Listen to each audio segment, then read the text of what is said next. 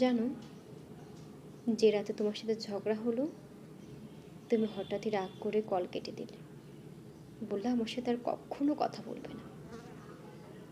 কিছুদিন তোমার জন্য অপেক্ষা করলাম, সে আগের মতো করে, যেমন করে তোমার অভিযোগ অভিমান ভাঙাতাম, আমার প্রতি তোমার হাজারটা অভিযোগ শুনতাম, সেরকম করে হাজারবার চেষ্টা করলাম সেই তখনের সময়গুলোর মতো করে তোমার অভিমান ভাঙানোর, কিন্তু ব্যর্থ হলাম।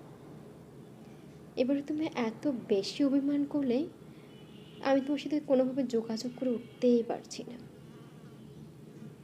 কীভাবে যোগাযোগ করবো বলো তো?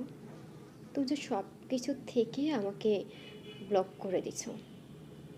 অন্য নাম্বার থেকে ট্রাই করলাম হাজারবার। কী হলো? আমার পরিচয় শোনা মাত্র, আমার গলা শোনা মাত্র তুমি কল কেটে দিয়ে সেই নাম্বারটা ব্লক করে দিলে। আমি এখনও তোমার জন্য অপেক্ষা করি। আমি জানি তুমি আমাকে কেন কষ্ট দিচ্ছ বা কেন এরকম করছো আমার সাথে। সেই কারণটা জানি বলেই আমি তোমার জন্য এখন অপেক্ষা করে আছি এবং থাকবো। আমি জানি তুমি একজন খুব ম্যাচুরড মানুষ। যতই পাগলামি হোক বা আমার উপর যতই রাগ অভিমান করো, দিন শেষে পারবে না কথা না বলে থাকতে। তোমারও কষ্ট হচ্ছে। আজকে কতগুলো দিন চলে গেল, তোমার কোনো খোঁজ পাচ্ছি না।